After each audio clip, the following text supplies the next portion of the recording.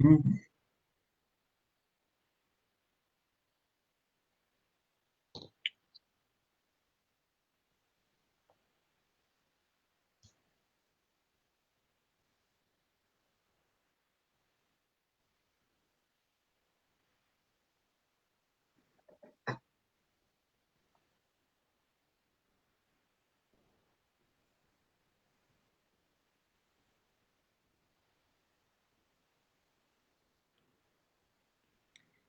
Bueno, siendo las 9 en punto, vamos a iniciar el CEO Panel 26, cómo mantener equipos de alto desempeño en la crisis y post-crisis COVID-19. Vamos a iniciar con unos videos de nuestros auspiciantes. Quienes esperan sus vacaciones, para quienes sueñan con su casa, para los que anhelan sus estudios, para los que se imaginan con su auto, para quienes saben que los sueños sí se cumplen. Alcanza tus sueños más rápido. Fondo Ahorro del Banco del Austro. Te paga el 5% de tu ahorro programado. Planifica, proyecta y haz tus sueños realidad. Nosotros te ayudamos a conseguirlos. Programar tus metas te acerca a tus objetivos. Apertúrala sin costo en cualquiera de nuestras agencias a nivel nacional. Banco del Austro. Llegó el momento de salir adelante, de cuidarnos, de protegernos y estar respaldados, porque juntos reactivamos a nuestro país.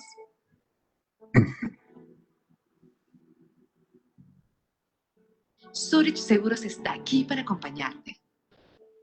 Estamos aquí para proteger el esfuerzo de los ecuatorianos.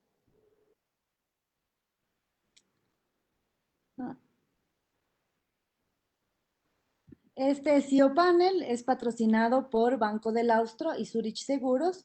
Muchas gracias por hacer este espacio posible. También quería comentarles que este panel se realiza gracias a la plataforma de colaboración y videoconferencia Cisco Webex, comercializada por Incomex del Ecuador. Damos inicio a este webinar. Doy la bienvenida a Ricardo Dueñas, CEO de Grupo Ecos. Adelante, Ricardo.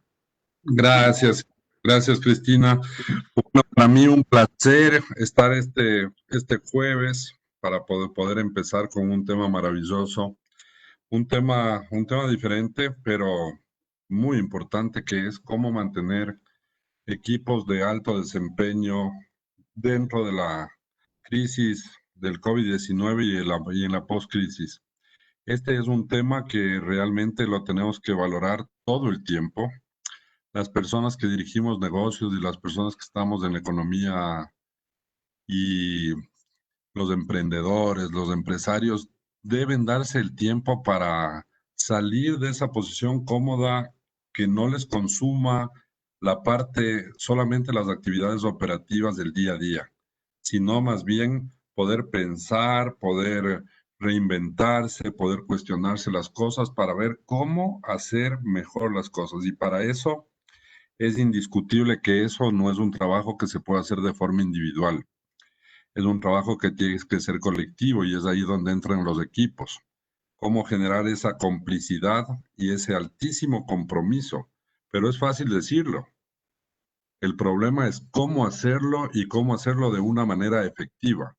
Muchas veces los empresarios estamos viendo solamente qué está pasando con los ingresos, con la liquidez, con las ventas, con el balance general de resultados, con el estado de pérdidas y ganancias, con ciertos KPIs que nos hemos puesto para monitorear de una u otra forma el negocio.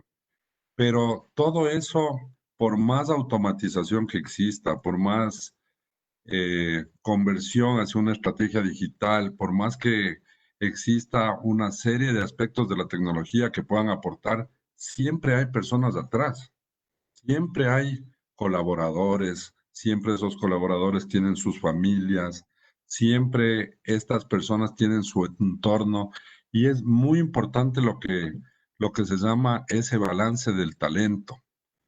¿Cómo hacer que estas personas estén enganchadas y generen esa complicidad y estén realmente enfocadas, alineadas con lo que quieren, donde la cancha esté marcada, donde cada quien sepa qué se espera de esa persona y donde no solo se sepa eso, sino se sepa también cómo la organización está en capacidad de darle todas esas herramientas para que la persona esté en capacidad de dar lo mejor de sí mismo. Y cómo ese equipo suma y esa suma de competencias logran encontrar la ecuación adecuada para poder llegar hacia donde queremos llegar. Yo voy a dar con esto la más cordial bienvenida. El día de hoy tenemos 3 invitados de excepción a este panel. Hemos escogido grandes lugares para trabajar, empresas que están en la lista de los mejores lugares para trabajar en sus respectivos países e incluso en la lista latinoamericana. Y contamos con el privilegio, y por qué no aplaudir a estas personas y a todo el trabajo que vienen haciendo, y agradecerles por esto que realmente es un aspecto vinculado con la resiliencia, visto como esa capacidad de enfrentar la adversidad y como esa capacidad que ayuda a enfrentar esa adversidad. La gente que es resiliente tiene mucho mejor capacidad de trabajar en estrés, enfrentar mejor los temas de momentos difíciles, maneja mucho mejor su estado emocional, esa inteligencia emocional que es tan importante. Así es que hemos escogido de esa manera a Carlos Arturo Guzmán. Él es el CEO de Aseguradora Solidaria de Colombia. Está con nosotros también un amigo de la casa, un amigo que nos viene acompañando muchísimos años. Qué fructífero era participar en esas conferencias que Javier Calvo Pérez nos dictó en algunas ocasiones aquí en el Ecuador, en el Perú, cuando era CEO de Liderman, una empresa de seguridad, una empresa de guardias donde le cambiaban la vida a esa gente, construyendo grandes lugares para trabajar y construyendo una mejor vida para todos esos guardias que muchas veces están en una situación tan vulnerable y es una profesión tan difícil. Él nos comentará un poco también sobre eso. Y bueno, no puede faltar Edith Villavicencio, muchos ya la conocemos. Ella es la CEO de DHL Express de Ecuador. Ha sido reconocido como el mejor lugar para trabajar en el Ecuador. Tienen unos procesos maravillosos que nos van a ir compartiendo. Entonces vamos a empezar con Edith. Edith, ¿cómo miras toda esta crisis, todo lo que ha sucedido? ¿Qué tan importante ves que es el coger y repensar las cosas, el cuestionarse cada una de estas cosas, el no dejar de definir metas y objetivos? Hay veces que, hay veces que regresamos a ver y decimos, bueno, que la crisis está sucediendo y no nos sentamos con la calma suficiente a saber que tenemos que definir esos objetivos, ver cómo cambiar, reinventarse las cosas, cómo cambiar esos roles estratégicos que se tienen en las organizaciones. ¿Cómo no parar esa forma de pensar que cada uno tiene y puede aportar, que es esa creatividad? Dicen que la creatividad, que la necesidad es la madre de la creatividad. Promover el intraemprendimiento para que exista emprendimiento. A veces estas crisis generan muchísimas oportunidades también. ¿Y cómo no parar la innovación en la gente? ¿Cómo generar un sistema de gestión que promueva la innovación, que permita que las personas se expresen, que den una idea para mejorar un proceso, para mejorar un producto, para generar otro servicio o un delivery de otra forma, el cómo tratar a los clientes, etcétera? Todo esto dentro de un marco de un momento difícil, que no hay cómo dejarlo de lado. Un momento en el cual la parte emocional se vuelve fundamental, porque si no tenemos gente emocionalmente bien, es muy difícil que esas personas puedan apoyar a la productividad y puedan acompañar en un proceso de alta competitividad. Así es que, Edith, bienvenida y compartimos esta primera parte contigo. Ricardo, muchas gracias por la invitación, gracias a ECOS, a todos los que se han inscrito y están hoy escuchándonos, así como a mis dos extraordinarios compañeros de panel, Carlos y Javier. Sí, en efecto, nosotros aquí en DHL, cuando todo esto sucedió, obviamente hicimos una pausa porque se vino algo que inesperado, ¿no? En las multinacionales es común armar planes de contingencia, pero nunca pensamos algo de esta dimensión, ¿no? En donde cualquier acción pudiera ser vista, afectar tu fuerza laboral, porque puedes hacer remoto, puedes mover gente, pero al final era un universo de opciones donde siempre terminas como en un videojuego, ¿no? En donde se te traba todo, hagas lo que hagas, siempre termina alguien afectado, sobre todo hablando de poder contagiarse de COVID. Entonces, la primera parte que como organización realizamos fue organizarnos y adaptarnos. Eso fue en la primera gran etapa, ¿no? Hoy ya viendo hacia atrás un poco qué fue lo que sucedió. Y primar lo que tú bien dices, ¿no? Como era un tema que generó mucho pánico en ciertas personas, temor en otras, nosotros buscamos que la gente tenga tranquilidad. Fue lo primero que buscamos, ¿no? Cuidar y poner a buen recaudo al equipo. Y eso que implicó, obviamente, convertir enseguida a teletrabajo, ¿no? 70% del personal se fue a teletrabajo, pero por la naturaleza de DHL, y le puede pasar a otros de los panelistas, el trabajo físico presencial era indispensable, indiscutible. Entonces, 30% seguía haciendo trabajo de oficina, trabajo de campo. Nuestros couriers, nuestros repartidores, indiscutiblemente estuvieron después, nunca pararon de trabajar en aeropuertos, en nuestras diferentes ciudades. ¿Qué sucedió? O sea, necesitábamos organizar la casa, nos reenfocamos los KPIs, obviamente, aunque pasaron a un plano secundario el cumplimiento de esos KPIs, ¿no? Ahorita los KPIs se volvieron en, bueno, cuánta gente tienes en teletrabajo presencial, cuántos están infectados, cuántos están con exámenes, cuántos dieron positivos. Toda esa serie de indicadores CISO, seguridad y salud ocupacional, vino a tomar un protagonismo importantísimo en ese momento. Y la comunicación era otro pilar fundamental, ¿no? Teníamos sesiones diarias de comunicación, tanto con el equipo directivo como con los supervisores, la gente que está directo con el equipo de campo. ¿Para qué? Como tú ya mencionas, para poder recibir de ellos, bueno, cuáles son qué están viviendo en la calle, ¿no? ¿Cómo los podemos cuidar más? Empezamos a poner todos los equipos de protección personal, teníamos que ver la importancia de estar fumigando, desinfectando, tomando acciones que pudieran darles mucha más seguridad, a pesar de que se estaban exponiendo, sobre todo en los meses de abril, que fue un mes muy, muy complejo, ¿no? En nuestro país, y no se diga en Guayaquil. Esto pasó marzo-abril, fueron meses bien, bien complejos en donde lo que primó fue la seguridad de la gente. Posterior a eso estaba el mantener la operación. Necesitábamos cuidar a la gente para que el negocio pudiera continuar, porque el país, si bien es cierto, se paró, pero no se paralizó del todo, ¿no? Nosotros seguimos aportando en la parte de la entrega, de la dinámica comercial internacional, de la logística local. Era imprescindible nuestra contribución. Y finalmente, y no menos importante, obviamente la parte de, bueno, cuidar toda la parte financiera del negocio. En esta etapa, nosotros de marzo y abril fue donde más nos concentramos en eso, después fue pasando, ya llegamos a los 100 días para junio, julio, y empezamos a ver la importancia de fortalecer y refrescar, ¿no? Empezar a recoger todo eso que la gente había compartido, y ahí viene un poco lo que tú decías, bueno, ¿cómo capitalizamos todo esto de la innovación? ¿Cómo aseguramos que la gente se sienta esa contribución importante que tiene?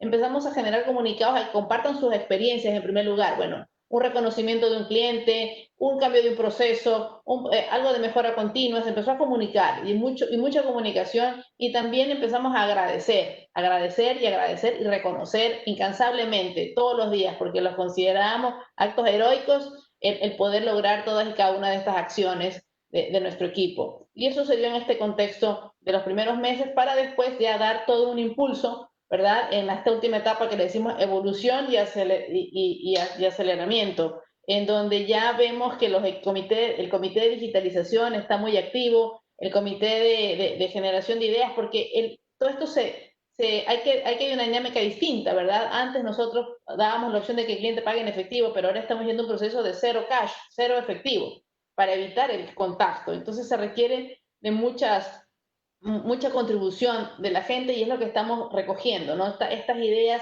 se evalúan quincenalmente con el equipo. Otro aspecto importante también es a nivel el comité de nuestra encuesta anual, que es el Employee Opinion Survey y el Great Place to Work.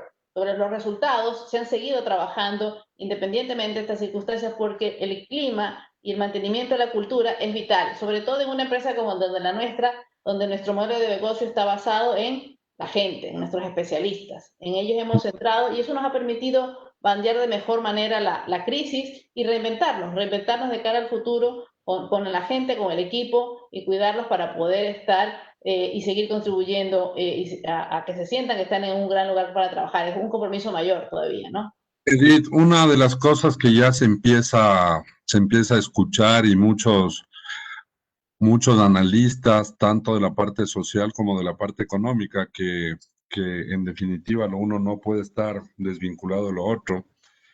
La economía no puede parar porque el problema del COVID es que sus secuelas pueden ser muy graves y sobre todo en la parte económica y eso ser traspolado a la parte social, porque a medida que la economía se va deprimiendo, están pasando situaciones como que se está perdiendo muchísimo empleo sobre todo. Y en el momento que se pierde empleo, se ponen en riesgo un montón de cosas. Se pone en riesgo la parte emocional, no solamente el que pierde el empleo. Se pone en riesgo la parte emocional de su círculo y su entorno, de su familia.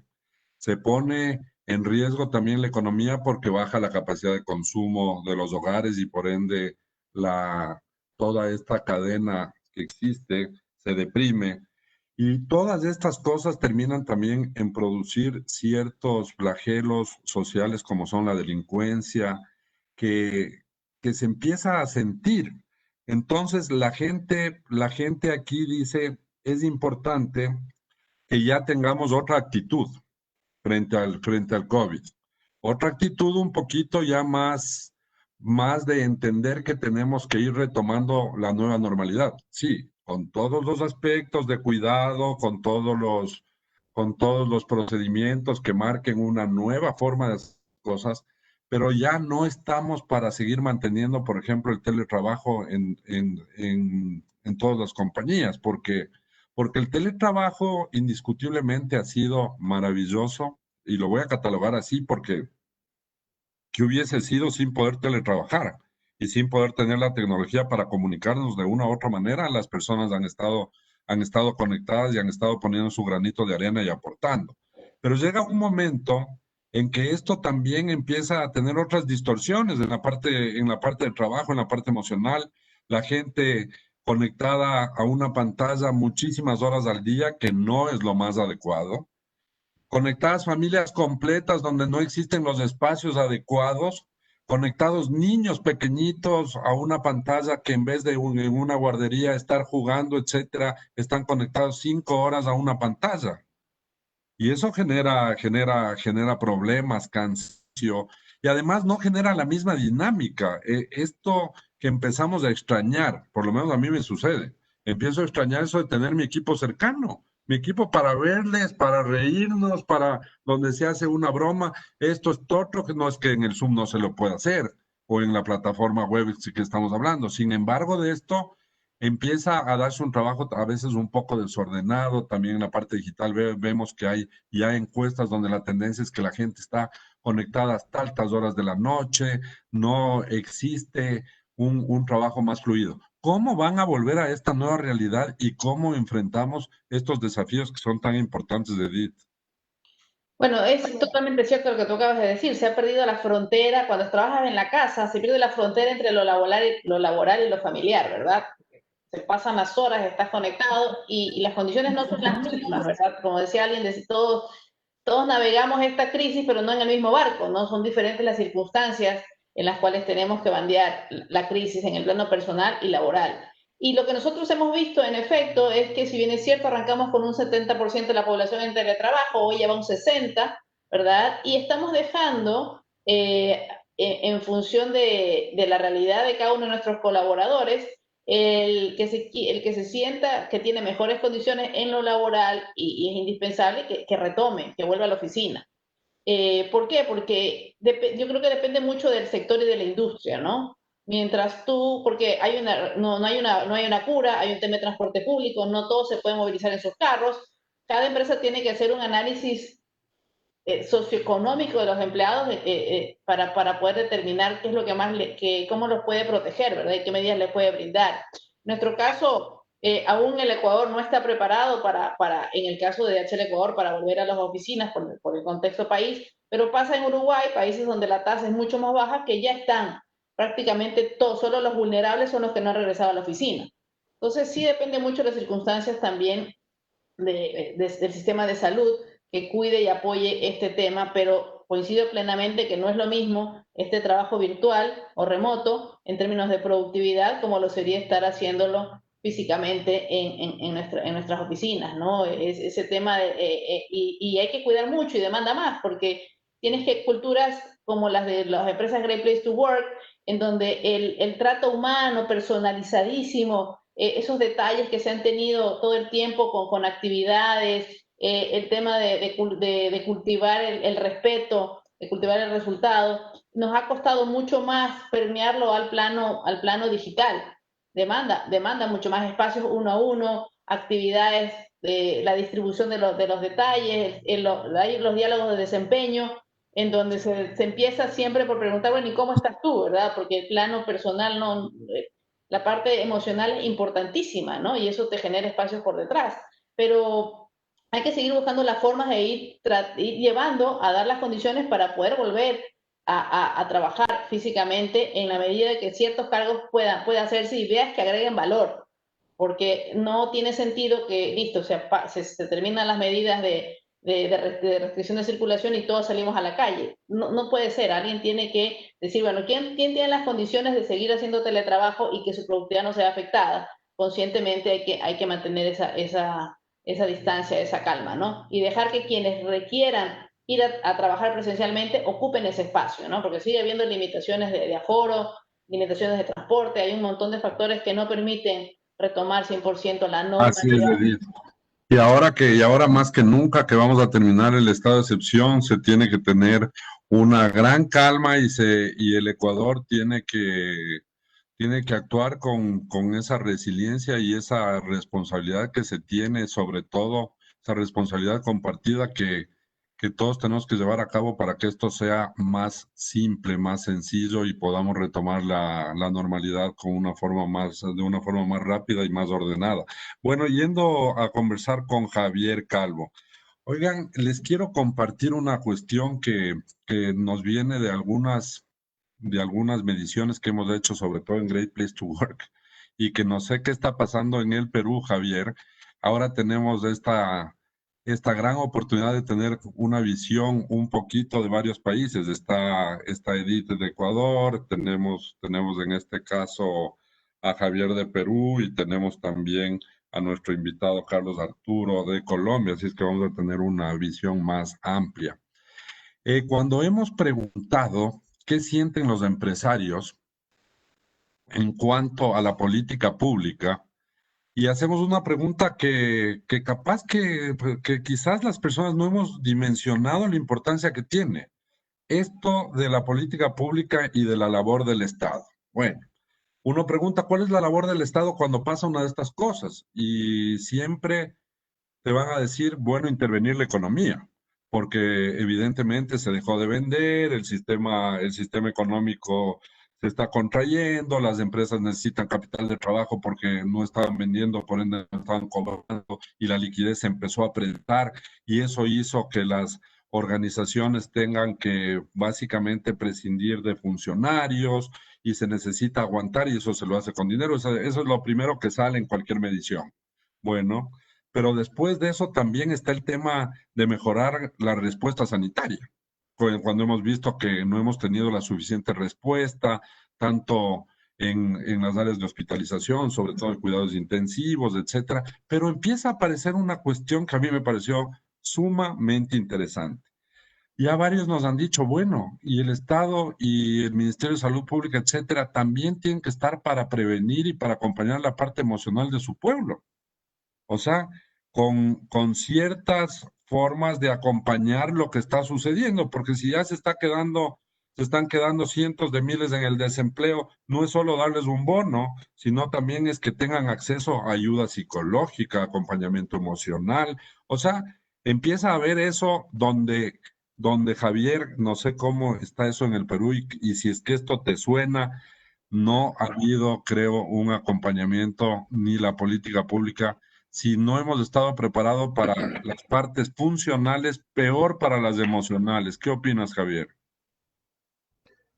Bueno, hola Ricardo, buenos días. Bienvenido. Qué lindo estar en Ecuador nuevamente. Extraño mucho ese país y a todos mis amigos. Quería saludar a Edith y a Carlos que nos acompañan.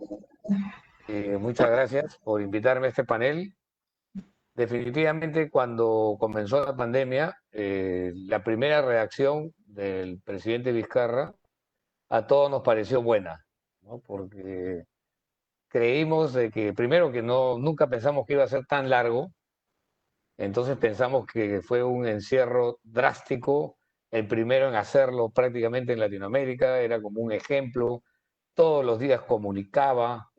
Creo que los primeros mes y medio, 2 meses, estuvimos muy contentos, pero la realidad nos fue mostrando que no era así, ¿no? Que sí hubieron un montón de desaciertos en la parte de salud, en la parte de compras de pruebas, empezaron a salir temas lamentablemente de corrupción.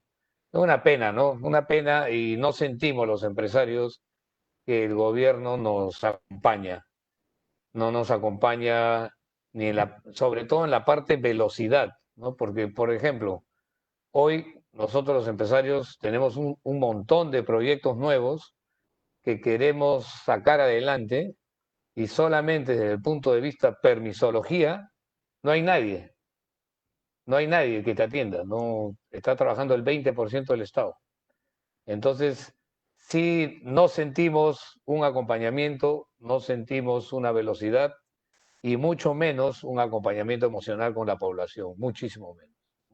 Entonces, sí, la moral es baja, hay incertidumbre, es penoso, me imagino que igual que el Ecuador, ver las noticias, ¿no? Los empresarios tenemos fe, tenemos esperanza, somos luchadores, somos resilientes, como tú dices, Ricardo, y tratamos de hacer magia para salir adelante porque no nos acompaña la velocidad estatal o de los municipios para las licencias de ampliación, para las nuevas construcciones, para los estudios arqueológicos que tenemos que hacer algunos proyectos, etcétera. No te acompañan. Entonces, simplemente tienes que postergar proyectos y mantener viva la empresa por ahora, ¿no? Es impresionante, tú citabas, Javier, que aquí se habla mucho, bueno, y la comunicación es fundamental, ¿no? Cuando la comunicación no es adecuada, pues, no es la adecuada, también se tiende a caer en un espacio muy complejo, porque las noticias de las cuales te llenan el día a día los noticieros, los comunicadores, los espacios periodísticos, etcétera, son tan negativas y están enfocadas solamente en los temas que de la pandemia, contando los contagiados, luego el tema de la corrupción, que cuando uno dice en el Ecuador, es que el Ecuador está corrompido. Uno va al Perú y en el Perú te dicen es que el Perú está corrompido. Y vas a Bolivia y es la misma historia. Y es penoso, ¿no? Porque alguien me decía, esto de que mal de muchos, consuelo de tontos, dicen, y es verdad, pero no es menos cierto que también han pasado a ser aspectos culturales, y donde básicamente, donde, donde se tiene que trabajar en los valores, es casi como que volver a ser las repúblicas de cero, porque reconstruirlas como están, con las falencias que tienen actualmente en cuanto a moral, etcétera, va a ser muy difícil. Aquí estamos viviendo un caso que es muy sonado porque involucra a un expresidente, a un ex vicepresidente, pero por primera vez involucra a una serie de empresarios. Y yo me pregunto y les decía, bueno, claro, para que haya un delito de cohecho tiene que haber un sujeto pasivo y un activo. Y en esto de la corrupción, en algún momento leí las declaraciones de Marcelo Odebrecht, y Marcelo Odebrecht en las declaraciones al Departamento de Estado americano decía, textualmente decía, lo que sí es cierto es que nosotros no hemos venido a corromper a nadie. Cuando llegamos todos ya estaban corruptos, estaban corrompidos. Ese era el esquema, era el modus operandi. Y Odebrecht ha participado en Perú, en Colombia, en casi todos los países de Latinoamérica América haciendo negocios y hemos visto cómo hacemos esto para cambiar. Y yo creo que cambiando desde la comunicación, cambiando desde las escuelas, desde los colegios, de cómo se trabajan los valores en los pequeños y evidentemente siendo mucho más duros. Pero lo que les decía, este caso sonado es porque ahora sí involucra a los privados. Existen 10 privados que son sobre todo de empresas constructoras, pero también es una doble moral, ¿no? Porque en el momento que realmente tengas que meterles presos a todo el sector privado que ha estado vinculado en algún momento determinado con algún dinero a una campaña electoral o algún favor político y viceversa, chuta, capaz que nos quedamos sin el 70% de los empresarios de los países. Esa es la verdad. Es una verdad que no se quiere reconocer y que se le miente a la gente en los noticieros. Se le dice, ahora sí brilló la justicia. Hoy brilló la justicia. La justicia no ha brillado en este tema un aspecto político, por decirlo así, fundamental. Y está bien que sirva de ejemplo para que los empresarios, para que todas las personas entiendan que esto no puede seguir sucediendo. Y sobre todo en esta crisis del COVID, Javier, lo que tú decías, cómo puede ser posible que existen vidas de las personas y negociados en las pruebas de COVID, negociados en las unidades de terapia intensiva, negociados en los insumos, y no hay dinero para pagar a los trabajadores de la salud? O sea, es una cosa de locos increíble a dónde hemos llegado. ¿Cómo ves esta base social ya, Javier, desde tu perspectiva? Bueno, Ricardo, en verdad a mí me duele mucho. Yo creo que en Latinoamérica somos muy hipócritas. Le tenemos un poco, no sé si es de temor a las grandes corporaciones, ¿no? Y te lo digo con mucha pena porque a mí me invitan a muchos congresos, a universidades, a compartir paneles hasta el día de hoy sobre cultura, propósito, liderazgo sostenible. Y siempre dentro de los invitados siguen invitando a los gerentes generales o a los gerentes de recursos humanos de las grandes empresas que han sido descubiertas en unos actos de corrupción asquerosos con Odebrecht y con otros temas del Estado, y siguen participando en temas de valores y de compliance. Claro, votaron al gerente general, pero viene el nuevo a hablar de valores. Yo creo que deberían ser castigados, es decir, un castigo por lo menos durante 10 años de que no los invite nadie a hablar, así hayan cambiado a todo el directorio.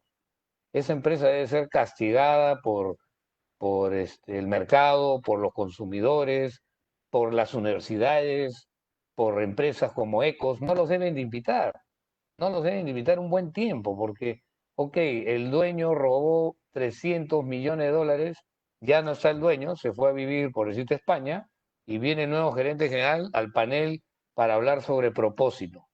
Y sigue apareciendo el logotipo de la empresa. Entonces es una doble moral. Yo, en verdad, a veces me molesta compartir paneles con esas compañías. Hace poco me invitaron a hablar sobre compliance y estaban pues todos los gerentes de los bancos más grandes del Perú, e incluso de una constructora muy grande que ha estado metida en Odebrecht. Y yo fui directo, yo dije, ¿qué tanto compliance, qué tantos contratos? Si a la hora de la verdad los dueños son los que roban, los gerentes generales son los que roban. Y ahí estaba sentado uno de ellos, ¿no? Y por supuesto que se sintió muy incómodo, pero es una doble moral. Yo no sé por qué les tenemos tanto miedo, por qué los seguimos invitando. Aislarlos, creo yo. Mira, Javier, y con esto quiero dar paso para que comparta cuáles son sus experiencias a Carlos Arturo. Mira, es tan cierto como otras situaciones que suelen suceder y ahorita tienen que ser repensadas. Este tema de la desigualdad y la pobreza, por ejemplo, no es un tema que ya tenemos que seguir dándonos las vueltas. O sea, toda la agenda de sostenibilidad, como muchos de ustedes saben, yo presido el directorio del Pacto Global de Naciones Unidas, tengo una relación muy cercana con la ONU, por ende, y no me canso de decirlo. O sea, es muy difícil hablar de una agenda de sostenibilidad, de hablar de tema de crisis climática, hablar de temas de economía circular, hablar de temas de plástico, hablar de temas de emisiones de de esto del calentamiento global y con esto, todo eso es cierto. Nadie dice que no, temas de equidad de género, otros aspectos que pasan por la discriminación, todo es cierto, pero mientras no enfrentemos el asunto esencial, que es las desigualdades y la pobreza extrema, nada va a ser real, porque antes de la crisis COVID, 700 millones de personas estaban en extrema pobreza en el planeta, eso es del 10% del planeta, y ahora van a ser 1.200 millones de personas. Entonces, yo creo que ahora hay que ir hacia un nuevo paradigma, una economía colaborativa. Hemos visto que el socialismo no ha funcionado. Mira economías como Cuba, como las economías soviéticas, un desastre en el manejo de los recursos, un desastre en el manejo de las libertades, pero el capitalismo tampoco ha funcionado. Si no, veamos qué pasa con países con grandes desigualdades como Chile, donde tienen ahora un presidente de derecha, que básicamente es el peor calificado de toda la región, donde tienes un país que ha crecido, pero ha crecido para un pedacito de la población de este porte y el resto están totalmente olvidados y existen unas desigualdades tremendas cuando ves los índices. Entonces hay que enfrentarlo, y ese cuento también de que la economía tiene que venir en cascada, entonces tiene que haber corporaciones que ganen, que tengan unos capitales, unos equities de 500,000 millones, de 1,000 millones, ya se pierden los ceros en las fortunas de las personas, en las fortunas de las organizaciones, cuando lo fundamental es el mercado, y el mercado somos todos. Siempre pongo el ejemplo, aunque les canse a algunos, de Facebook, por ejemplo, o de las plataformas. ¿Qué son estas plataformas sin los usuarios? Si mañana tú, yo y todos dejamos de usar Facebook, no sirve de nada. El señor Zuckerberg no va a tener $1 en su equity de la compañía mañana. Entonces se tiene que empezar a ver la economía distinta. Y claro, y uno dice, no, igualdad de oportunidades es lo que hay que darle a la gente. Oye, pero si no les damos primero, o eliminemos los subsidios, porque los subsidios son regresivos y tienen que ser solamente para un espacio de tiempo determinado. Sí, pero eso, cuando tú tienes una población que ha estado olvidada y básicamente no tiene acceso, por ejemplo, a alimentación, y en sus primeros 5 años de vida, ese no tener acceso a la alimentación les ha dañado toda su capacidad de aprendizaje, les ha vuelto poblaciones vulnerables para toda la vida. Entonces, ¿de qué estamos hablando? ¿Le abandonamos a esa gente se muera para seguir limpiando la pobreza? ¿O mientras se hacen los cambios hay que también dar acompañamiento a estas personas? Pero la pobreza es fundamental. Hay que tomárselo en serio y tenemos que ver la forma de que el planeta puede enfrentar esto. Dicho esto, perdón por el apasionamiento en este tema, pero creo que valía la pena. Carlos Arturo, el CEO de Aseguradora Solidaria de Colombia, nos va a compartir qué está pensando respecto a todo lo que ha sucedido y cómo enfrentar este asunto. Bienvenido. Sí, Ricardo, la verdad, gracias por la invitación, y a los dos panelistas, a Edith y a Javier, ¿verdad?, por compartir. Indiscutiblemente lo que dice es el caso de Colombia. Más del 50% de economía es economía informal. Veíamos la persona que vendía los dulces en la calle y le dice que se tiene que encerrar y se tiene que cuidar. Pues el señor tiene que salir a vender los dulces y no hay forma cómo cuidarse, porque necesita sobrevivir y todo ese tipo de cosas. Discutiblemente creo que nuestros gobiernos en Latinoamérica tienen que hacer muchas cosas. Asegurado Solidario es una entidad cooperativa y es un modelo que sirve para este tipo de cosas, para sacar adelante muchos proyectos. Nosotros somos una entidad de propiedad cooperativa, y sus dueños, que son un grupo de funerarias, la Red Los Olivos, ellos no se benefician de esa riqueza, de ese fortalecimiento patrimonial. Entonces, creo que es una alternativa en el mundo, y hay algunos países como en Alemania donde existen modelos cooperativos bien interesantes, pero que a nivel de Latinoamérica es una alternativa para apoyar a esas personas que se aglutinen alrededor de una cooperativa y apoyarlos. Desafortunadamente lo que pasa en nuestro país, el gobierno no cree en el modelo cooperativo. Indiscutiblemente, y creo que nos pasa en muchos países, la reglamentación por algunos grupos económicos no dejan que prosperen reglamentaciones hacia el modelo cooperativo, pero es una alternativa en estos momentos ayudar a esas poblaciones más vulnerables, de que se junten, que puedan, no sé, ahorita fabricar tapabocas para apoyar a esto y aglutinarlos a ellos hacia el interior para ayudar a salir adelante. Indiscutiblemente son muchos los pobres que tenemos en nuestro país. Ahorita que ya se liberó un poco la salida, la gente está saliendo en forma brutal porque es el vendedor ambulante que tiene que salir a vender los sacos, el dulce, lo que sea, sin importar si se contagia o no se contagia. Nosotros como organizaciones, pues, a nuestros colaboradores los hemos protegido y somos una organización y lo podemos hacer y contamos con la tecnología. Pero esa economía informal es imposible uno poder que él no salga y corra riesgos en estos momentos de pandemia, porque necesita sobrevivir. Creería yo que una alternativa es un modelo cooperativo, que en toda Latinoamérica, y sé que hay experiencias importantes en Ecuador y sé también que lo existe en Perú, pero es una alternativa, creería yo, Ricardo. Así es. ¿Cómo estás viendo ya de cara a la empresa hacia adentro? ¿Cuáles crees que pueden ser las buenas prácticas que nos puedes compartir para mantener ese espíritu en alto?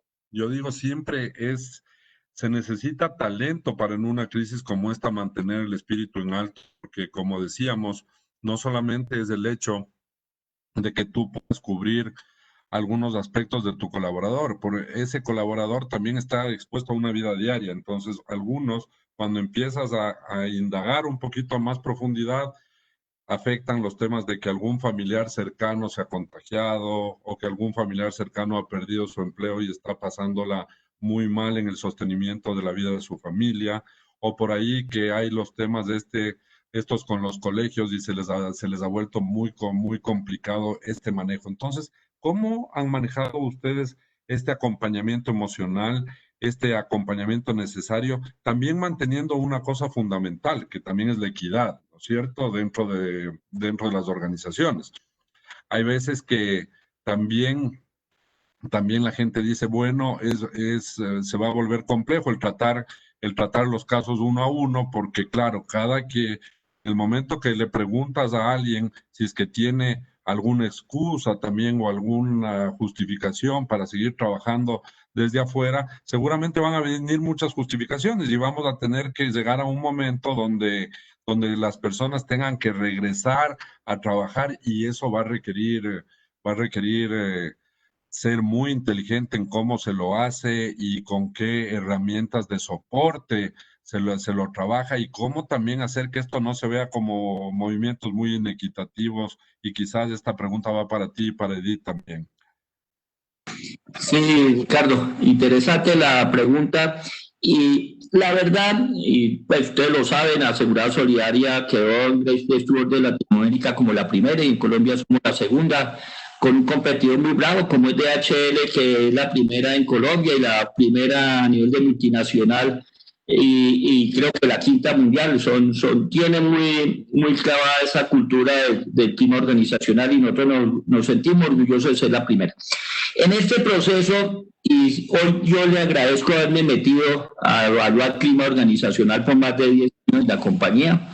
El compromiso de los colaboradores en general ha sido excelente, han estado súper comprometidos. De las primeras de cambio, el gobierno sacó una normatividad que le podía bajar un tema de ahorro pensional a las personas y la gente invité a los colaboradores a participar, que si podíamos hacer una donación, y la gente aportó y dio donación, cada uno de los colaboradores, más del 70% de los colaboradores aportó, y la compañía se comprometía a dar la misma cifra que daba el colaborador. Es así como pudimos dar 6.700 mercados con donaciones que dieron los colaboradores y la compañía dio otro tanto. O sea, la gente quería compensarle a la sociedad. En este proceso en Colombia se ha llamado trabajo en casa porque existe una normatividad del tema de teletrabajo. Entonces se ha llamado tema de trabajo en casa y hemos empezado a implementar lo que ya es por ley el tema de teletrabajo y tenemos unas áreas que han regresado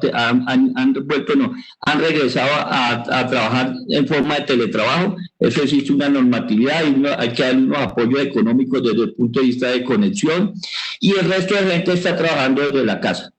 A partir del 1 de septiembre que empezaron a liberar donde la gente puede regresar, algunas áreas han regresado a trabajar, algunas oficinas trabajando directamente, manteniendo las medidas de bioseguridad.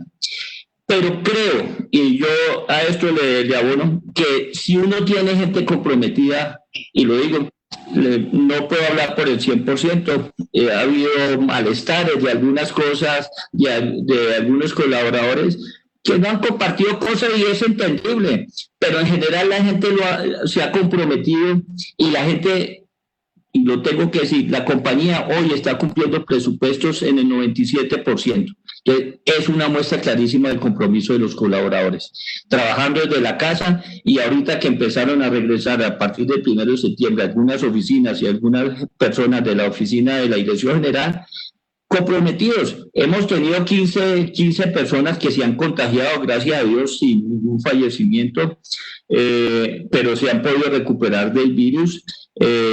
Apenas sentimos que alguien se contagió. Yo hago comunicación casi que diario, día por medio con toda la compañía, le escribo mensajes, estando pendiente, mucho trabajando en la automotivación, porque para mí este tema de encierro es mucho de cabeza, todo el mundo no estaba preparado. Yo lo digo, que el que quería ser monje y quería tener un tiempo de un año sabático, ir a vivirlo, pues esta es la antesala de haber vivido estos 6 meses de encierro, de saber que vivir esa experiencia. Entonces, le he trabajado mucho el tema de motivación a la gente. De hecho, hacemos temas virtuales con humoristas y toda la vaina, no solo para conectar a nuestro colaborador, sino a su familia.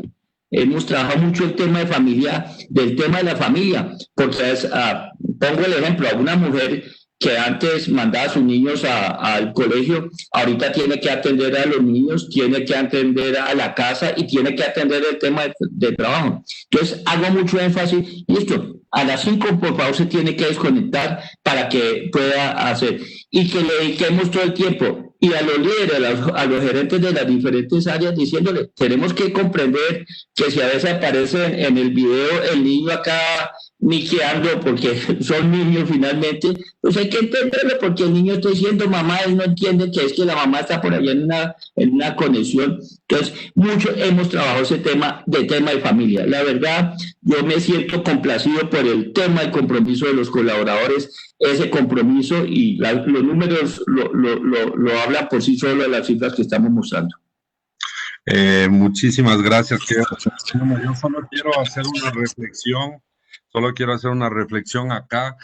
Cuando a veces hablamos del tema de las labores que se están haciendo ahora en las casas, creo que tenemos que tener un poco de cuidado en no dar por hecho que son las mamás las que tienen que hacer esas labores. En algunos foros. Es un gran ejercicio el hecho de coger un papelito, nosotros lo hemos hecho, y pasar la cancha de cómo es la nueva realidad y decir, a ver, aquí está mamá y papá, aquí están la nueva realidad, a ver la conexión con los hijos al colegio, los deportes que tienen que hacer, el que tengan que jugar, el que tengan que tener espacios de esparcimiento, las labores en la casa, todo. ¿Cómo nos repartimos? ¿Cómo nos repartimos para ir evitando ese paradigma de que son las mamás y son las mujeres las que tienen que atender y aparte tienen que trabajar? Por Dios, eso ya tenemos que superarlo, y ese sí es una muy buena práctica que yo les invito a que hagan en sus casas para que seamos parte de la solución. Solo así vamos a poder solucionar las cosas y bajar esa brecha que existe, donde todavía, lamentablemente todavía, lo digo así porque estamos en el año 2020 y tenemos que las mujeres siguen haciendo 3 y pico de veces las actividades no remuneradas que hacen los varones en las casas. Así es que nada más con ese comentario, Javier, escucharte. Ahora sí quisiera entrar en el tema del alto desempeño y a la motivación. Hemos tratado mucho los temas de contextos sociales, aunque primero quería la opinión también de Edith con respecto a esto que estaba interviniendo hace un momento Carlos Arturo. Edith, por favor, ¿qué piensas al respecto de este trabajo emocional, acompañamiento con las familias y todo? Y si puedes compartir estas buenas prácticas. Sí, definitivamente lo mencionaba al principio, ¿verdad? Si bien al principio nos vimos abocados a precautelar la integridad física, después ya pasado un mes, un poco más, empezamos a tener que recurrir a dar ayuda emocional a la gente, ¿no? Nos dimos cuenta que la soledad, hay gente que estaba muy sola, empezó a levantar la mano, ¿no? O vimos una baja en su desempeño, a sus ausencias, ya no podíamos monitorearlos, y nos apoyamos mucho en la trabajadora social, en los líderes, en los recursos humanos para poder identificar, bueno, qué estaba sucediendo. Y en efecto nos ha tocado brindar este apoyo emocional, ya con ayuda psicológica, a un grupo importante de colaboradores, pero no solo a los colaboradores, sino también a sus familias, porque suele suceder que esto permea al entorno.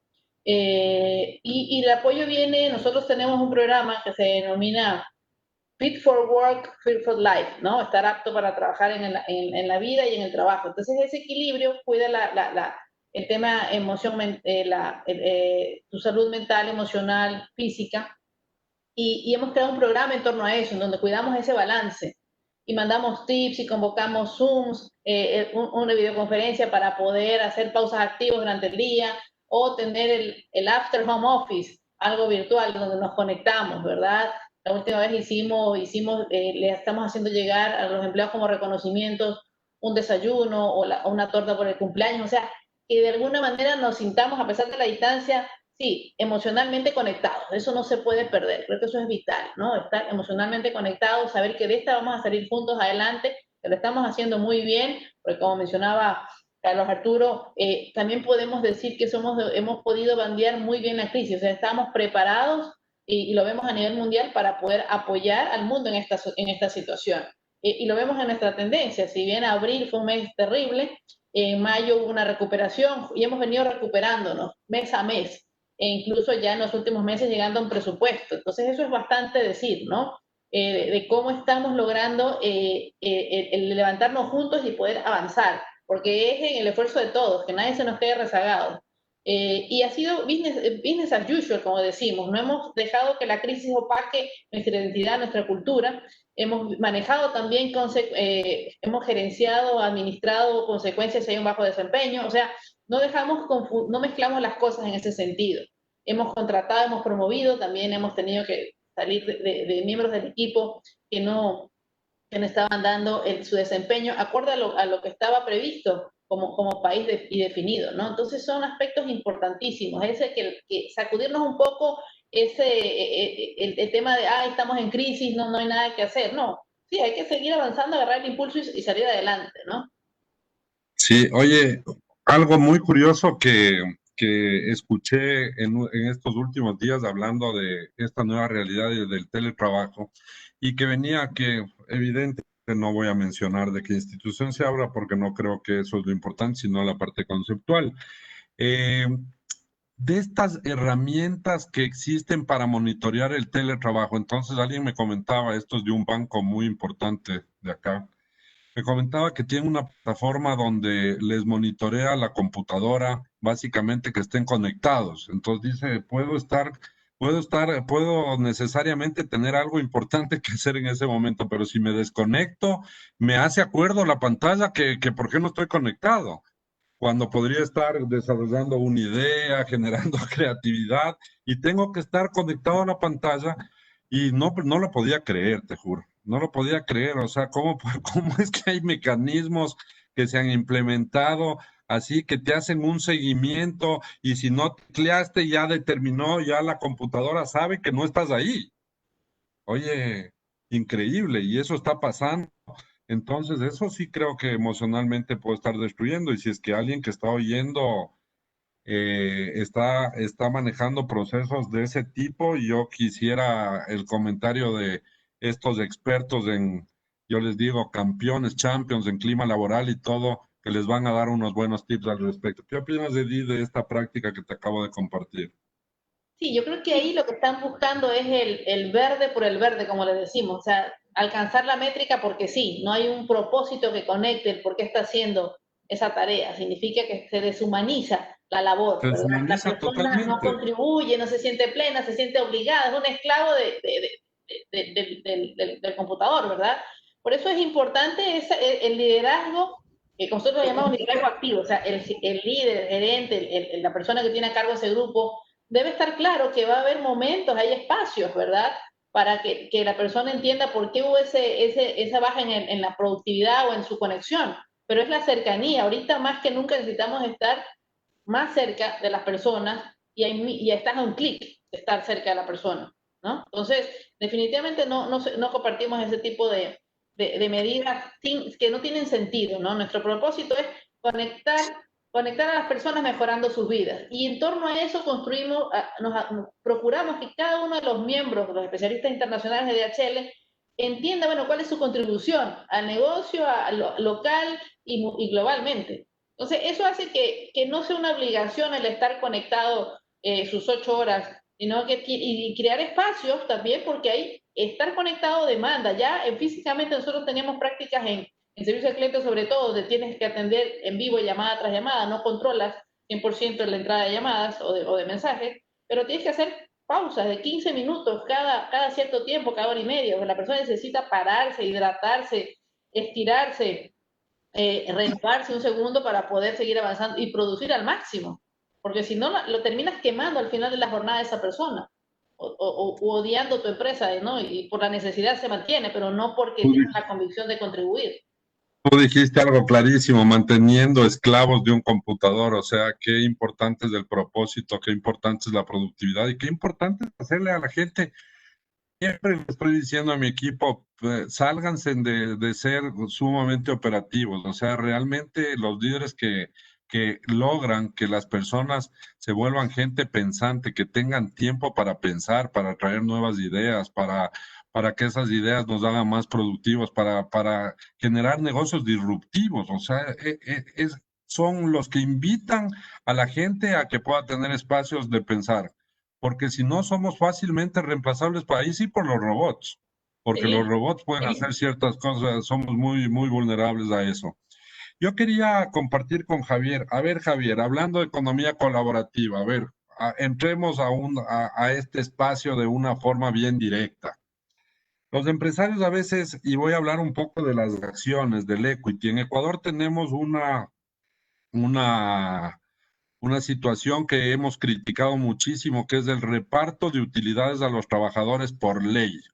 Eso quiere decir que acá, para que ustedes sepan, en el Ecuador las empresas tenemos que repartir el 15% de las utilidades dentro de los trabajadores, pero eso se hace evidentemente dentro de un proceso que desde mi punto de vista no está bien planteado porque se reparte el 10% dentro de los empleados y el 5% a los que más cargas familiares tienen, es decir, no tiene una trazabilidad con la meritocracia, con el aporte de valor, etcétera, sino a todos un poquito igual y menos aún. Hay unos hijos y de esa forma quizás estamos promoviendo algo que no es lo más adecuado.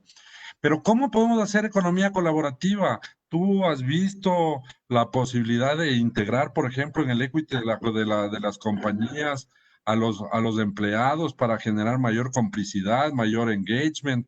¿O cómo hacemos para que de una forma hay otros mecanismos, la remuneración variable, compensaciones distintas, etcétera? ¿Qué piensas de eso? ¿Vamos a tener que caminar hacia allá? Mi punto de vista es que quizás es una buena alternativa para generar este mayor compromiso que se tiene y un compromiso más real donde la gente se sienta dueña de lo que hace, ¿no? Aunque hay muchos empresarios que dicen que sus empleados son como dueños, pero en el fondo nunca son dueños de nada. ¿Qué opinas, Javier? Bueno, buena pregunta, mi querido Ricardo. Más que nada, tú sabes, yo estoy ahora en temas de emprendedurismo, en startups, y efectivamente lo que tú dices, en emprendedurismo sí se está dando. Es decir, en todas nuestras compañías, bueno, son muy tecnológicas, somos los fundadores, los dueños, ¿no? O los cofundadores, pero tienes determinados técnicos, porque estamos hablando de tecnología digital, robótica, muy capos, muy tromes, que se vuelven esenciales para tu negocio. Y si tú no los retienes dándole participación de tu empresa, se te van a ir. Y aparte que ellos saben que son los técnicos, o sea, son el cerebro, ¿no? Nosotros tenemos ingenieros, por decirte, de geografía ambiental en temas de calidad de aire, que vienen todos de estudiar maestrías en Alemania, en Kioto. Tenemos un chico que acaba de venir a estudiar humanoides 2 años en Japón. Entonces, son genios, son mentes brillantes, claro, que necesitan muchas veces ser monitoreados, porque a veces las mentes brillantes no toman las mejores decisiones porque son tan brillantes que el otro día leí un artículo un poco duro, ¿no? Que se llamaba Las estúpidas decisiones de las mentes brillantes, disculpando la palabra. ¿Y por qué? Porque son tan brillantes que las toman muy rápido y no miden consecuencias, porque saben mucho. Entonces hay que saber monitorear a los brillantes, pero sí le debes dar acceso a más allá de repartición de utilidades, a cierto equity de salida del startup y un porcentaje de acciones. De todas maneras, pero obviamente es por meritocracia y por nivel de generación de valor a la compañía, ¿no? Ecuador, esta ley ecuatoriana, en verdad para nuestros países de Latinoamérica que somos tan miserables, porque en verdad lo somos, a mí sí me gustaba. Yo sé que no es perfecta, entiendo tu punto de vista, debería haber más meritocracia, pero a mí sí me gustaba. Cuando yo trabajaba en Ecuador, te digo que nuestros índices de rotación eran los mejores entre Perú, Chile y Ecuador, porque los trabajadores valoraban mucho las utilidades que recibían de las compañías donde trabajaban. Es más, tuvimos que educarlos financieramente a las familias para que sepan qué hacer con la plata, porque por ejemplo, un Liderman en un 3M o un Johnson Johnson en Ecuador podía cobrar $30.000 de utilidades. Y entonces venía y te decía, señor Calvo, voy a renunciar porque ya tengo plata. Yo le decía, ¿cómo vas a renunciar? A mí, déjame educarte, asegura la educación de tus hijos, cómprate una casita, ahorra aquí. Entonces tuvimos que empezar a dar educación financiera en los hogares. Pero te voy a decir que sí es pulible la ley ecuatoriana, pero mientras que la cultura del empresario no sea más generosa o más humana, lamentablemente te tienen que dar esa clase de leyes, ¿no? Es un punto de vista. ¿Qué opina desde Colombia, Carlos? ¿Qué nos puedes compartir al respecto de este? Hemos topado, Carlos Arturo, un tema importante y resaltable. Lo que dice Javier me llega mucho. Yo soy un convencido de que se tiene que repartir los temas. O sea, más voy a la forma que al fondo. Pero esta última reflexión me deja pensando mucho. Mientras él decía, y perdón por el duro calificativo, mientras no dejemos de ser tan egoístas, podría ser, o donde no entendamos que no hay mejor forma de crecer si es que se comparte esa riqueza con los que la construyen. O sea, es mejor que haya esa ley mientras no cambie ese paradigma. ¿Qué opinas, Carlos Arturo? Y bueno, con orgullo lo tengo que decir, en mi administración yo llevo 21 años en la organización. De hecho, a mí nombraron a marchitar esta empresa por una crisis que existió por allá en el 98 y demostramos que la empresa era viable. Desde que yo estoy en la compañía monté el esquema de que hay un bono por resultados. Sin ser accionistas, sin ser dueños, todos los años, en los 21, en los 20, va a ser 21, la gente ha recibido bono. Un año no lo recibimos, ¿sí?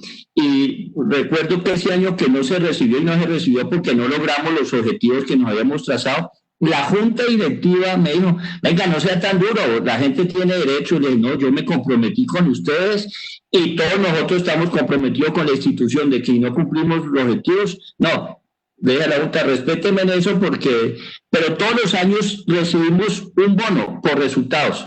Cada cual, hay unos indicadores y el que cumple los indicadores recibe el bono. Entonces, sin ser accionistas, sin ser propietarios, eso no es de discurso, es una realidad. Creo en ese modelo y lo que me ha demostrado eso es que el compromiso de la gente es total. La gente trabaja y sabe que al final, sin ser dueño, sin arriesgar capital, digo capital económico, está arriesgando capital intelectual, de formación y todo, se entrega y se compromete. Yo creo que eso, yo a eso le debo los resultados de la institución. Los resultados no son míos, son de los 1.000 colaboradores. En el 2000 teníamos un patrimonio de 60.000 millones de pesos, hoy el patrimonio son 255.000, no puesto por los dueños, sino puesto por la generación de utilidades de los colaboradores. Entonces, es un modelo que lo comparto y ojalá todas las empresas, sean sociedades anónimas, sean cooperativas, sean las que sean, deberían establecer. Creo que se logran unos resultados. Y la gente en la compañía es consciente que no, este año no di los resultados, no logré unas metas, unos indicadores que tenía, y la gente es consciente, este año no me lo gané, y el otro año, bueno, voy a luchar por el otro año. Entonces, creo que es una forma de retribuir y en la compañía lo hacemos hace 20 años que estoy liderando esta empresa. Así es, bueno, acá hay varias cosas, ¿no? La que decía Javier, que tiene mucha razón, las startups empiezan a tener mucha gente joven, mucha gente que aporta sobre todo con su capacidad intelectual para desarrollar estos nuevos modelos disruptivos, distintos, empieza a querer tener participación de eso, porque si bien es cierto, puedes recibir un bono, pero en el momento que nace un emprendimiento, se genera este startup, existe toda la incubación, luego la aceleración y va creciendo, y en el momento que oh sorpresa, muchos de los casos llegan a ser exitosos y se venden, en ese momento el bono queda en nada porque no recibes nada del equity en el momento de la venta cuando se ha generado muchísimo valor, sobre todo. Pero bueno, esa es una conversación un poco complicada que la tenemos. Existen casos, el otro día conversaba con el CEO de Cervecería Nacional, por ejemplo, donde él curioso.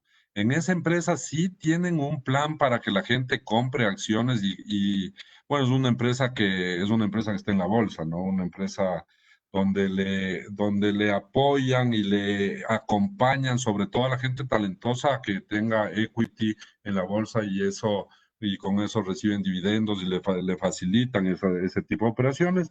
Y otros ejemplos que también se pueden explorar, que son magníficos, son los que tienen, por ejemplo, empresas como un Pricewaterhouse. Si ustedes entran a ver, en esas empresas también les llevan a la parte societaria a los ejecutivos de los principales países y es una empresa que tiene, en definitiva, un importante crecimiento y un engagement fuerte y es un driver fundamental de la productividad. ¿Nos puedes contar, Edith, en DHL cómo funciona este tema? Porque al ser el primer lugar, el mejor lugar para trabajar, bueno, lo que tenemos es una certeza de que existe compromiso y existe ese engagement.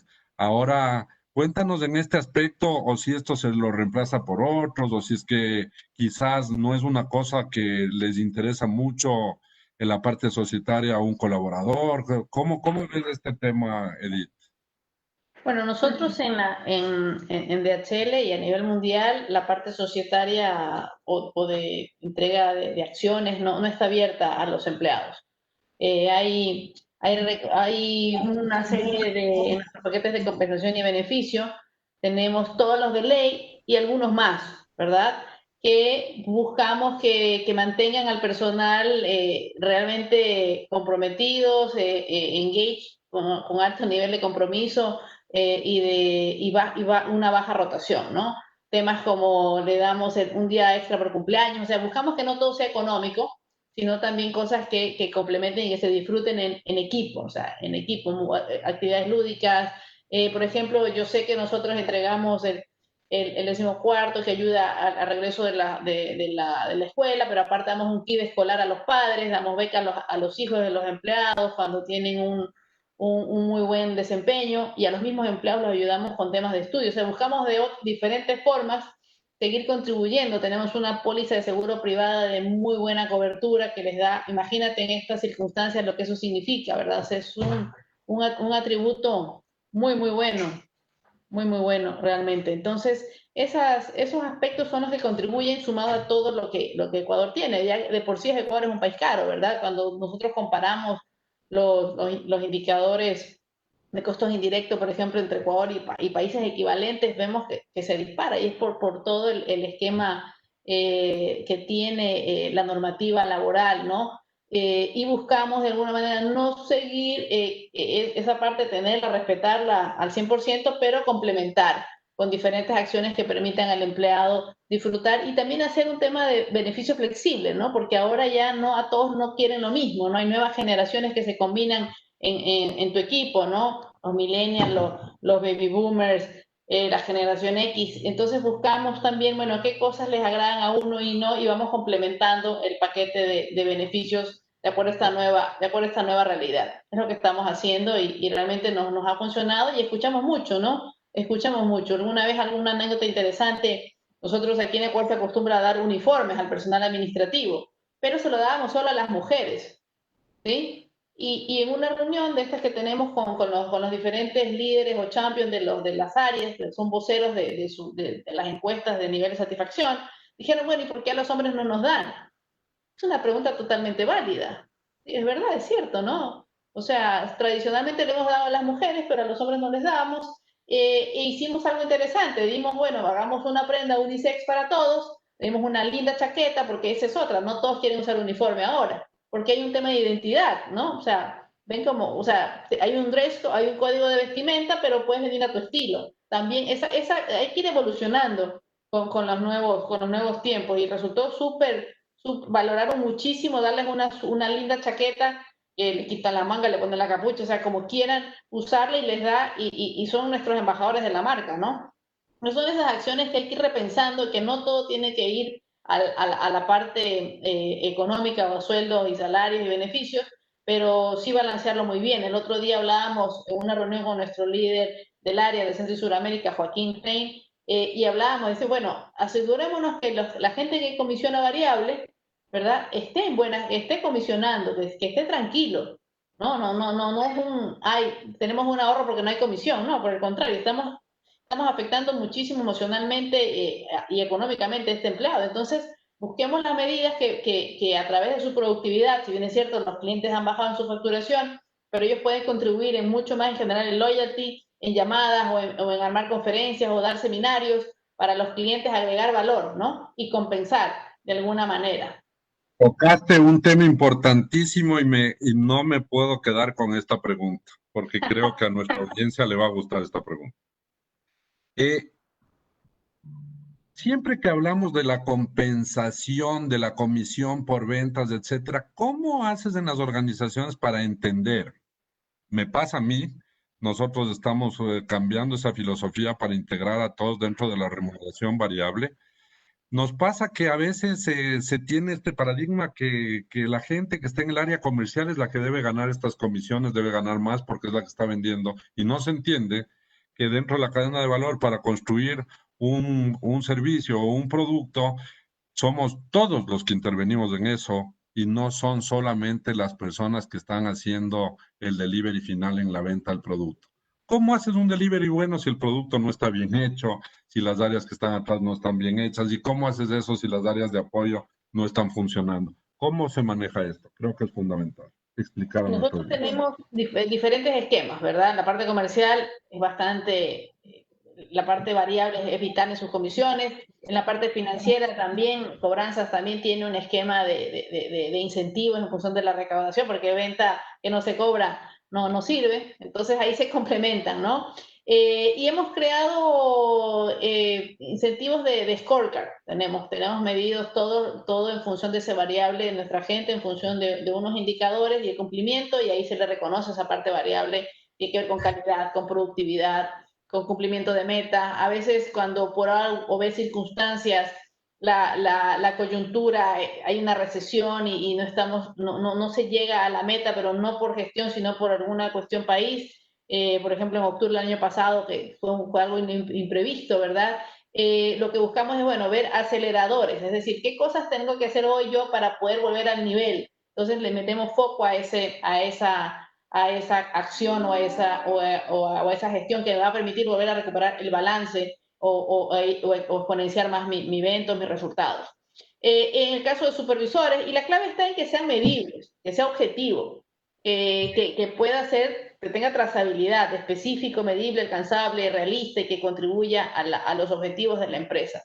Creo que eso es lo importante cuando se habla de darle sueldo variable. O también tenemos un incentivo anual en el caso de los supervisores en función de su contribución del año, ¿no? Entonces todos contribuyen y todos armoniosamente sabemos que si lo hacemos bien como equipo, vamos a poder llevar a Ecuador en este caso al siguiente nivel, que es lo que buscamos.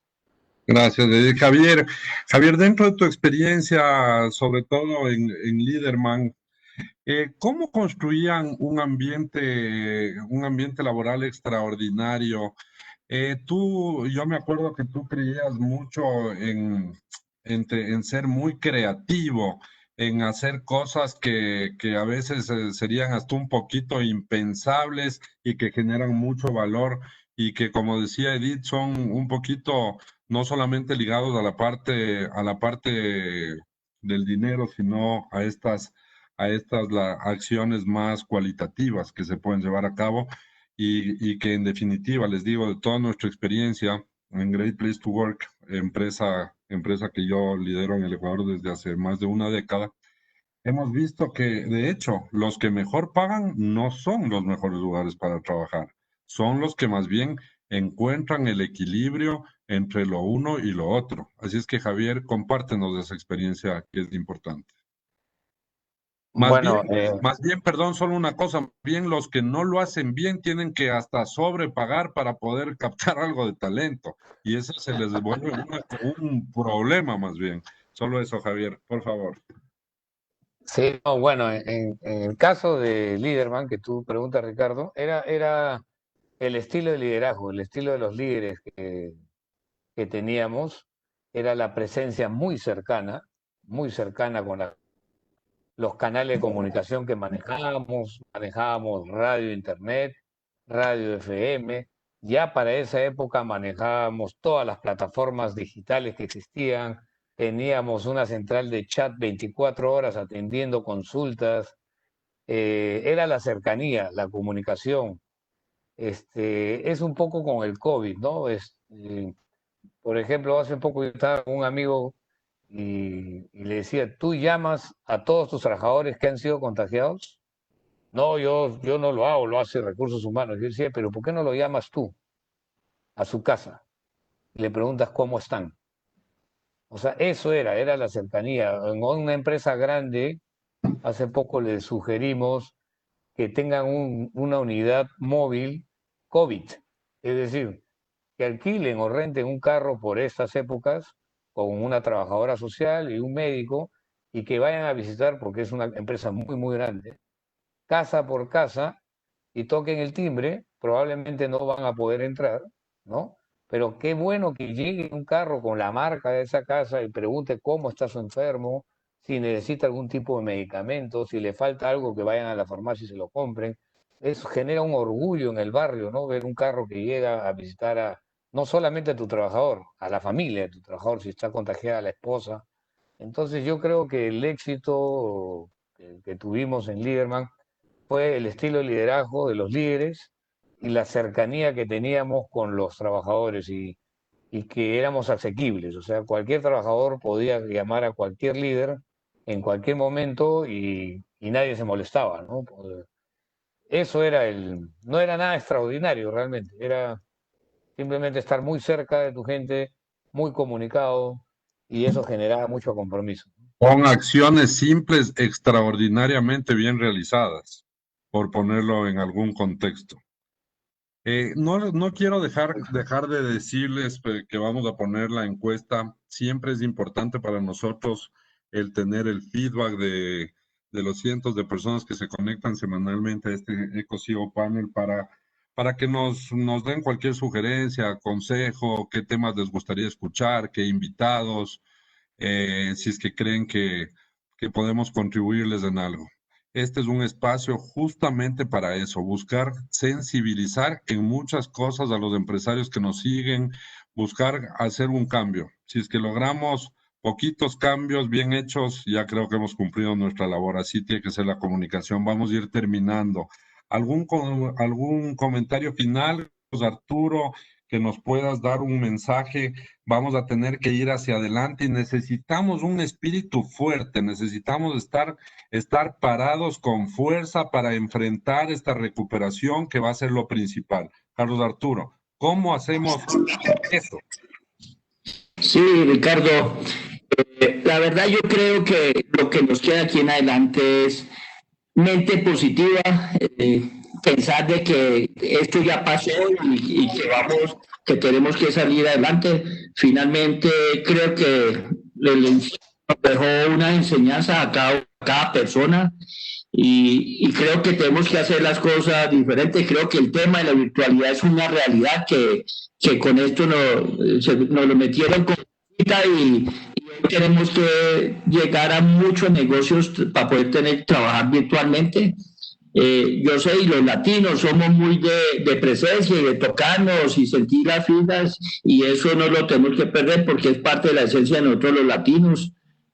Nosotros los colombianos somos muy abrazadores y todo tipo de cosas. Hay momentos donde lo podemos hacer, pero creo que el reto de esto es entusiasmo, gana, y los líderes tenemos que estar muy cerca. Yo creo que de las cosas que y creo que eso en Grace Place Tour lo tenemos clarísimo, los que estamos trabajando todos los días en esto, es cómo cada vez hacemos que toda la organización, todos los líderes de la organización estén cerca de los colaboradores. Yo creo que si uno le está trabajando a la retroalimentación, para bien o para mal, pero estar cerca con la gente, a veces, y ya no hay disculpas, hay todas las modalidades virtuales. Yo creo que nunca había estado tan cerca a la organización con estas prácticas de hoy virtual, donde puede estar conectado a la hora que quiera con todos los colaboradores de la institución. Entonces, que no lo haga solo el presidente, y no que lo haga cualquier líder de la organización donde esté hablando con todas las personas. Creo que esto es de mentalidad, ya pasó lo duro, vamos para adelante, y yo tengo fe en toda Latinoamérica que vamos adelante. Queda mucho por hacer socialmente, cómo le ayudamos a las comunidades pobres, que en Latinoamérica tenemos muchos pobres en cada uno de los países. Entonces, ¿qué es lo que vamos a inventarnos para poder hacer y que los países progresen? Creo que es el reto que sería mi mensaje. Y antemano, gracias, Ricardo. Sí, gracias, muchísimas gracias. Ha sido un placer compartir contigo este CEO Panel.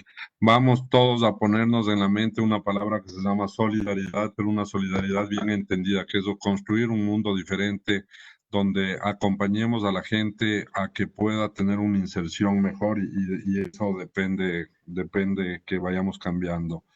Edith, ¿qué mensaje nos tienes? Y solamente complementar con una cosa positiva para que vean que no todo es negativo dentro de esta pandemia. El otro día leía unas cifras de el mejoramiento en la calidad del aire, y cuando vemos el mejoramiento y la falta de emisiones que veíamos, la baja de la contaminación, se hace una trazabilidad y se empieza a hablar ya que la gente que va a dejar de fallecer por problemas respiratorios en las 2 próximas décadas va a ser extremadamente mayor a todas las personas que murieron por COVID.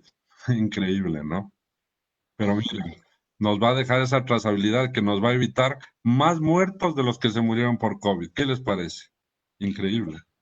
Es increíble esto que tú dices, el planeta ha tenido un respiro con toda esta situación. Al principio se veían muchas imágenes, ¿verdad?, de cómo la naturaleza se regeneraba, y creo que tenemos que asegurarnos que suceda lo mismo con nosotros, ¿verdad?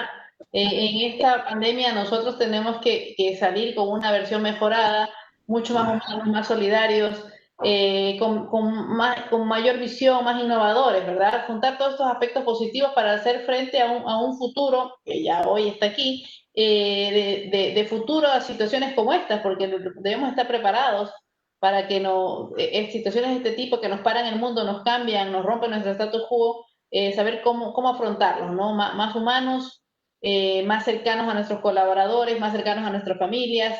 Hacer esa llamada a quien no le hayas hecho es vital, es importantísimo. Yo creo que a pesar de que hoy no se puede ir a dar un abrazo, de que hoy no se puede salir a una reunión, hoy sí se puede agarrar un teléfono, a una videoconferencia, hay muchas más formas de estar más cerca, ¿no? Esto hay que aprovechar estas circunstancias para ser mejores seres humanos y cuidar del planeta indiscutiblemente, ¿no?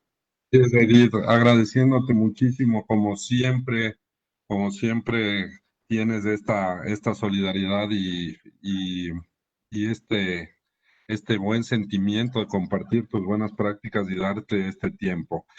Antes de darle la palabra a Javier, decirle que me acordé del tema de la calidad del aire, justamente porque tú estás defendiendo un programa interesantísimo en el Perú. Tenemos unos 2 minutos más o 3. Cuéntanos brevemente de ese programa magnífico en el Perú, y después de eso hacemos la despedida a toda la gente que se ha conectado. Javier. Qué buena gente eres, Ricardo, de permitirme hablar un poco de lo que estamos haciendo. Nosotros estamos creando el mapa de la calidad del aire del Perú y soñamos hacerlo en Ecuador contigo. Así que tú tienes un compromiso. Desde que comenzó el COVID, nosotros hemos creado unas estaciones robóticas inteligentes que transmiten en tiempo real la calidad del aire, miden 5 tipos de gases, son intercambiables, medimos datos meteorológicos, partículas de polvo, y los enviamos cada 5 minutos a un mapa, y todas las mediciones del aire en el Perú están siendo realizadas por nosotros. Es decir, los municipios, empresas privadas, le estamos dando un sello de que son guardianes de la calidad del aire. Lo que tú dices, el futuro es real. Ya en el Perú la UNICEF hizo un estudio y solamente en Lima mueren 1.600 personas al año por temas de complicaciones de polvo. Así que el futuro está en monitorear la calidad del aire y poder hacer predicciones de clima. Hoy, para despedirme, yo quería decir solamente una cosa, que creo que el propósito de las compañías, a pesar de las crisis, no son negociables. Y eso es lo más importante que tenemos que mantener hoy en estos momentos las compañías, si queremos mantener equipos de alto desempeño motivados, porque la gente de alto desempeño mira a sus líderes y mira a su cultura. Y si rompemos nuestro propósito, no los vamos a poder mantener motivados.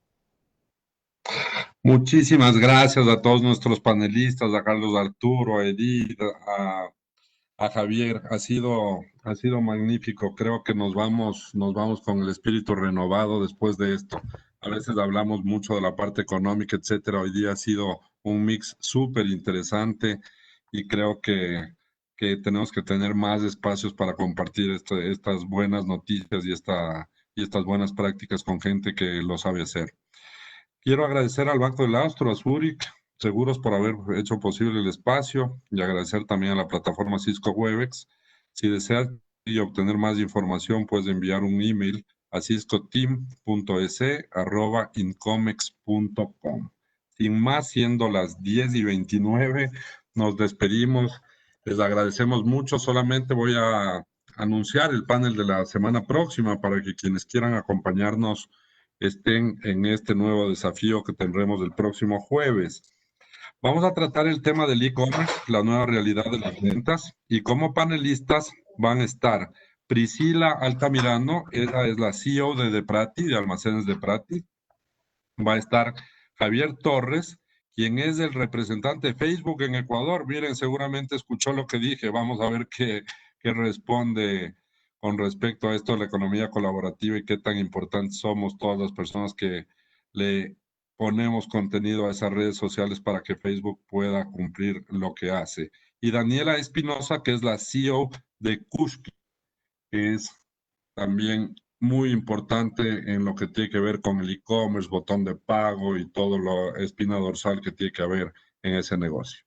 Muchísimas gracias y hasta esa próxima ocasión. Gracias a mi equipo también y un hasta pronto.